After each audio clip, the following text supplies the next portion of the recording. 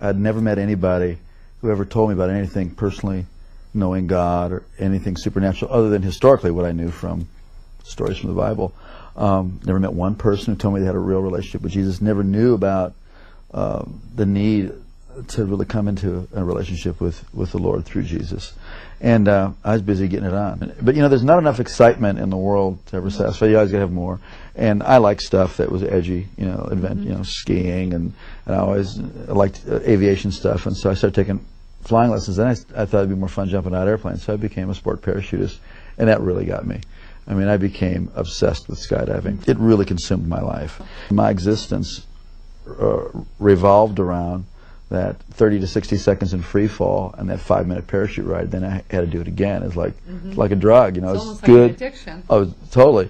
And then all of a sudden, one night, all that was going to change. Shortly after takeoff, I don't really recall much because I was kind of dozing off, sitting next to the pilot, or actually sitting on the floor next to the pilot. We removed the seats in this new aircraft, and I was awakened by a sound unfamiliar to me. It was the sound of the motor going completely silent. Uh-oh. And the pilot turned to me and he slapped me. He says, "That's it, we're going down." So we just pitched forward and we plummeted straight down at over 100 miles an hour. And what was seen out of the cockpit, and this was told to me, I don't recall this, but we were going straight to the ground and we're headed right towards a gigantic oak tree. We did hit that tree going, like I said, over 100 miles an hour, and my face stopped my body going 100 miles an hour. So then the airplane cartwheeled on its wings and slammed into the ground. If you see pictures of the aircraft, it doesn't look like anybody could survive this. So there was obviously injury and confusion, and the two students got pushed out the doorway and by one of my friends who was a very experienced jumper, and the fourth man out saw me moving, and the pilot assumed we were leaving too, and just as he was going out, the plane went up in flames, and as he was running away, he heard screaming and realized I was trapped inside along with the pilot. And this brave man who was my friend and went back in the plane and saw me trying to escape where the wing had been torn loose from the airplane. But I was stuck, and but something in my equipment or my clothing was caught, and I was soaked with fuel, and it was on fire from head to toe. Wow. And just like you see in movies, a person whose whole body was engulfed in flames. And this is where God did the first miracle. This man grabbed a hold of my parachute harness and with his bare hands tore that loose. It's 2,000 pounds tensile strength in each one of those straps. Wow. Pulled so hard he pulled his thumbs out of his sockets, dragged me away from the plane, and slapped the fire out. It kept reigniting, and then he tried to go back for the pilot, and he couldn't. He was burned alive. Well, they rushed me off to the hospital. Obviously, it was horrible, and they rushed me off to the hospital and saw that I sustained very serious injuries. I had a brain injury. I had burns over a large portion of my body. I had to find out my eye was blind. My right eye was blind, and you know, tremendous cuts, and you know, this shock of that crash. They told my family I was going to die. They told my sister to come that day because I was not going to be there in the afternoon. I had an experience I had never heard about. Never heard anything like this. As I was laying there in that condition, just racked with pain and discomfort in every way possible, suddenly my inner man, the real me, my spirit, sat up out of my body, and I could feel my legs go through the springs of the bed. Wow. And my spirit came out of my body as if you would take a glove off your hand. And instantly, I was in a spiritual world. Instantaneously, I knew this was the real world. And this man that I was seeing was the real me. Now, when that happened, were you aware of any pain still? Or no, I was totally completely separated from the pain and the carcass. Completely, no. And I didn't even remember turning around and looking. I mean, I was transferred immediately into a spiritual dimension. And everything about the spirit world is more real than this world. The colors are brighter. The edges of everything are sharper. The emotions are just enhanced. They are clear. And instantaneously, the thing that really struck me the most was there was a complete absence of the awareness of time. Everything in this world is relative to time. You know, you got up this morning, you'll go to bed at night. Something is old, something is new, it will get old. Something is born, it will die. Everything in this plane, in the physical plane, in the natural plane, is relative to time.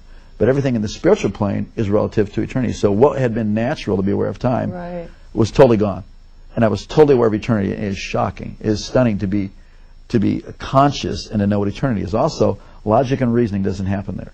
You know, based on the sum total of all my intelligent thoughts that I've learned, you know, I've had a death and I'm in the spirit world.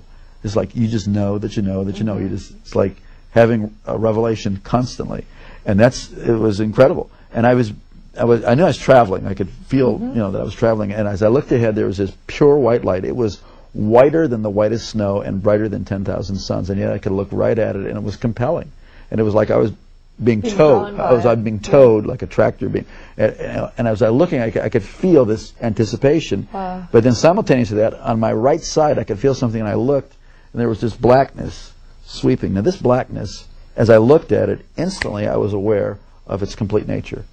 It was eternal, like I was experiencing eternity. It was without any matter.